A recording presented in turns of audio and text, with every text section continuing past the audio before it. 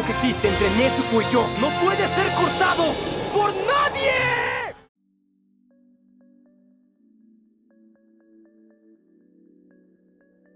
Como parte de una introducción de personaje, se tienen que establecer desde el comienzo tanto la personalidad como la amplitud de los sentimientos que pueda proyectar dicho personaje, más que nada para establecer que ese personaje será amargado, depresivo o demás adjetivos durante toda la obra, y que en ningún momento se salga de ese campo de visión y se invente una capa que dista de su personalidad, si las condiciones no están dadas para eso. Por ejemplo, dentro de Kimetsu no Yaiba tenemos a Tengen Uzui, un personaje elocuente que siempre proyecta una seguridad afamada que le da ese toque llamativo. Si de pronto él empieza a actuar como un miedoso sin ningún motivo coherente, pues el personaje se rompe porque acaba de caer en la conveniencia de guión. Ahora, plasmar estas reglas en un manga es complicado hasta cierto punto, porque el autor o autora en este caso tienen que tener presente cada una de las personalidades que están escribiendo para sí mismo poder enriquecer esas emociones de manera visual. No hace falta que les cuente lo que está sucediendo en este panel para saber que el personaje está quebrado emocionalmente, y parte de esa magia del manga es lo que a mí me hace amar este medio. Solo que una adaptación de anime no se limita a animar dichas emociones, sino que también deben ser actuadas a salto y seña para darles concordancia, para que cada personaje en verdad tenga vida y para que te pueda transmitir algo con su núcleo de emociones. Tanjiro en este caso es uno de los personajes más difíciles para interpretar, porque el chico es una marea de emociones pasivas, énfasis en pasivas, ya que todos conocemos a esos personajes explosivos que pasan de 0 a 100 en un parpadeo, como Inosuke, Zenitsu o el propio Akaza, pero todos ellos se encapsulan en un solo sentimiento cuando explotan sus emociones. Inosuke proyecta ambición, Zenitsu casi siempre es el miedo o el enojo contenido, y Akaza es la satisfacción de pelear con oponentes fuertes. Y tiene que ser así, porque si de pronto Zenitsu, a mitad de un grito, empieza a externar seguridad como la de Kyojuro, el personaje, sí, se rompe. Se podría decir que esto es un arma de doble filo, porque puede que tengamos gritos bestiales como este, que son el más puro reflejo de impotencia que puede haber, pero si Eren comenzaba a gritar otras cosas, pues ahí ya no tendría sentido, pero por fortuna no pasó eso. Ahora, ya vimos que el ser un personaje explosivo te da muchos reflectores. De hecho, hay ocasiones en donde se les premia más a ellos por haberse desgarrado la garganta, y eso me parece estupendo. No cualquier seiyuu o actor de doblaje pueden dar cátedra de ese nivel, pero así como premiamos a los que dejan el alma y la garganta en el atril, también debemos premiar a aquellas interpretaciones que se construyen a base de capas y capas y más capas de emociones pasivas, porque esa es una genialidad que tienen algunos personajes, más que nada los más pragmáticos, porque tienden a ser muy versátiles en el campo de la narración. Y como dijimos antes, Tanjiro es un personaje difícil de interpretar por eso mismo, porque así como puede proyectar angustia en un momento como lo es el intentar salvar a su hermana, deja escapar ligeros toques de desesperación e impotencia. De hecho, esa conversación que tiene con Tomioka tiene como reyes a 4 emociones primarias: la impotencia, el convencimiento, la ira y obviamente el dolor. Y lo que es más impresionante es que los dos personajes son los que las proyectan a diferentes escalas y contextos, porque aquellas dudas que tiene Tanjiro no son estáticas o sin motivo. El chico tiene que tener una voz resquebrajada porque acaba de perder a toda su familia, siendo que un día antes él estaba viviendo con cotidianidad, y ese golpe lo conmociona desde que los encontró en su casa.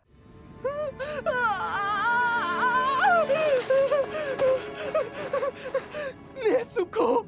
¿Quién les hizo esto? ¡Mamá, qué pasó!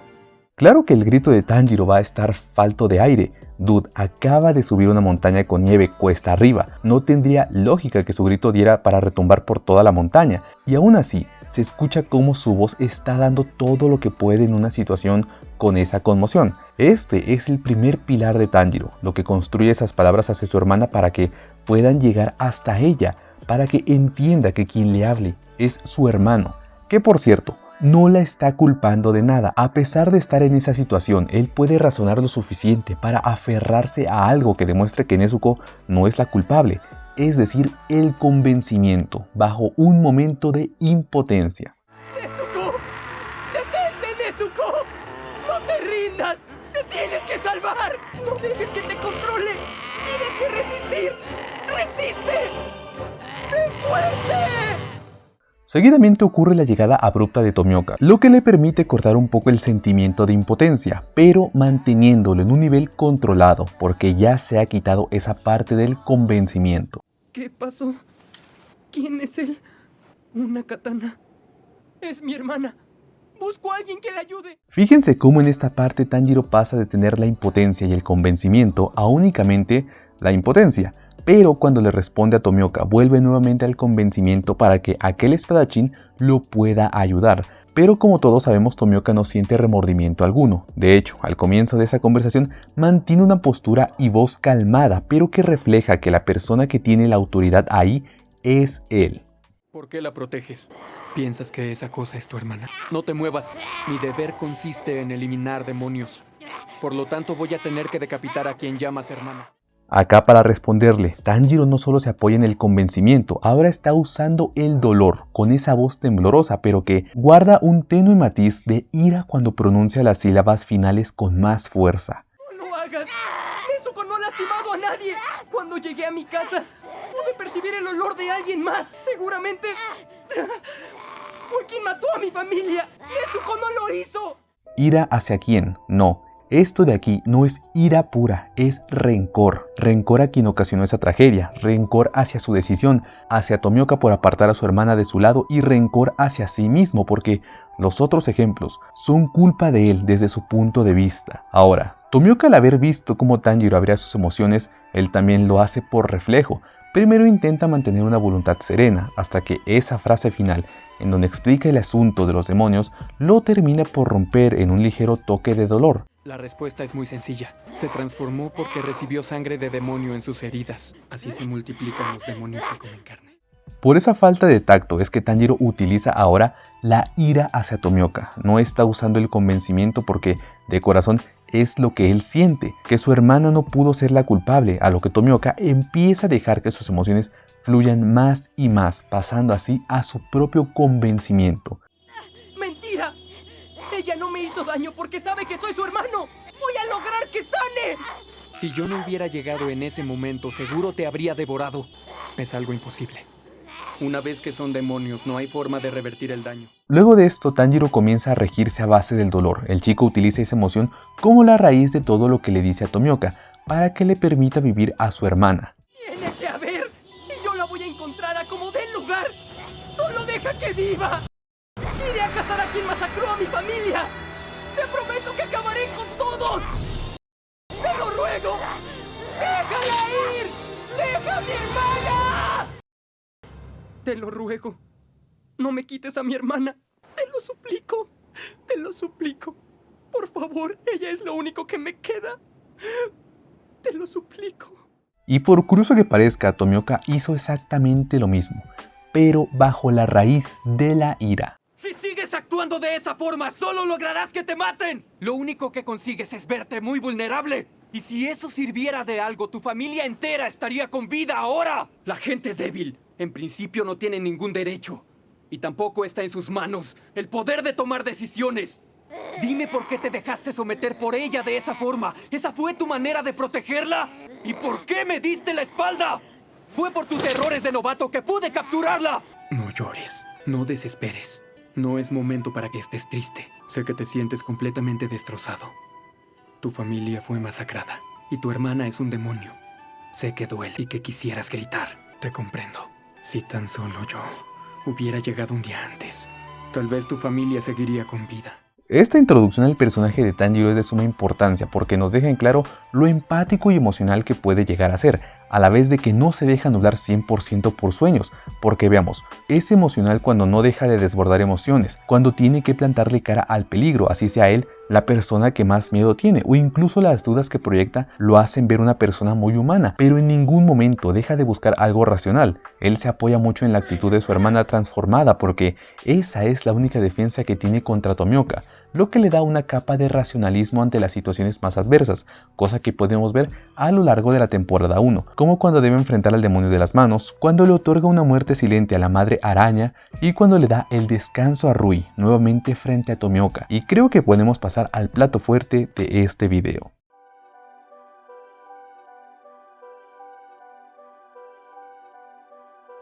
Miren, el anime de Kimetsu no Yaiba cuenta con un doblaje simplemente extraordinario. Al menos a mi gusto y perspectiva podría poner las manos al fuego para colocarlo como el mejor doblaje que ha tenido la industria en años. Y esto no se hace de a gratis. Mucha de esa calidad cae precisamente en la dirección a cargo, porque la directora o el director es esa persona que tiene que estar al frente y conocer de pies a cabeza a los personajes para decidir qué voz y qué textura le van a dar a los sentimientos y que no se note que un anime tiene doblaje. Esto ha pasado antes en el mundo de la televisión con Malcolm el del medio, donde si uno mira un capítulo jamás se dará cuenta que tiene doblaje porque los mismos actores abrazaron a su personaje y lo hicieron suyo. ¿Gracias a quién?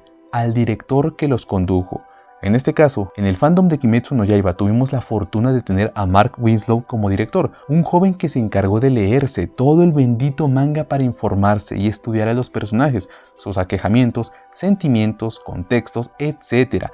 Esto para que a Tomioka, por ejemplo, le diera una voz más que calmada, reprimida en emociones por todo lo que le ha tocado vivir. Mismos casos con los sentimientos de Himejima, la falsa elocuencia de Shinobu que oculta sus penas, o hasta la dicotomía que tiene Akasa, que para mí es la mejor interpretación que se ha hecho en años. Pero, como bien dijimos al comienzo, el darle una voz a un personaje tan emotivo como lo es Tanjiro es difícil. Ya vimos en el punto anterior cómo es que tuvieron que basarse en diferentes emociones para darle textura y que no fuese una interpretación plana, por lo que tengo que destacar al maestro Iván Bastidas por haberle proyectado a la perfección el sentimiento más distintivo que tiene Tanjiro como personaje, y que es muy difícil de lograr, porque para empezar, primero tiene que ser creíble para la audiencia, tiene que tener concordancia con el contexto, y finalmente, tiene que conectar emocionalmente con la audiencia, y ese sentimiento no es otro más que la misma compasión. No te compadezcas de él. Recuerda que fue un demonio. Para que las víctimas sean capaces de descansar en paz y para asegurarme de que no haya más, jamás voy a dudar. Blandiré mi espada contra el cuello de un demonio. No pisotearé a quien sufre y a quien se arrepiente de sus acciones, aunque sea un demonio, porque todos en algún momento fueron humanos, tan humanos como yo. Te pido que no lo pises, por favor. Son criaturas sin esperanza, con una vida trágica.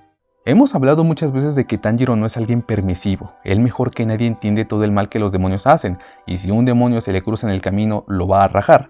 No se va a poner a discutir temas como el clima o intentar hacerse su amigo, porque primero son sus deberes y luego sus creencias. Lo que pasa con Tanjiro es que, así como dijimos que puede ser alguien que busca la lógica en los momentos de mayor tensión, él entiende que el sufrimiento desmedido no le va a traer satisfacción alguna. Carga con dudas no para matar a un demonio, sino hacia el método de hacerlo. Apuñalarlo no servirá. Tendré que aplastarlo para poder romper el cráneo en pedazos. Tendré que golpearlo una y otra vez. Seguro sufrirá. ¿Habrá alguna manera de que pueda lograrlo con un solo golpe? Fíjense cómo la compasión es algo que rige a Tanjiro. Desde su misma presentación podemos ver lo amable que es, y eso lo extralimita a sentir pena por un alma que puede que nunca logre descansar en paz, y eso no viene de la nada. Todo nace a partir del contexto con su hermana, de cómo es que ella vivía de manera tranquila sin hacerle daño a nadie, y nunca pidió ser una demonio. Claro que Tanjiro nunca se va a poner a investigar qué demonio sí eligió serlo o no. Lo que sí tiene claro es que al estos haber sido humanos con antelación, tuvieron que desprenderse de eso que les daba identidad y su esencia. De ahí es que viene esa compasión y esa mirada, porque lo que Tanjiro ve no es más que rostros de sufrimiento, de años y años atormentando a otras personas, ya sea por voluntad propia o impropia. Y arrebatar una vida, quieran o no, te va degenerando el alma, y un demonio así no tiene derecho a existir, pero tampoco significa que deba responderle de la misma manera. Y ese elemento del Tanjiro de Iván Bastidas es lo que lo hace una actuación de doblaje legendaria. Y ojo que esto es solo el principio.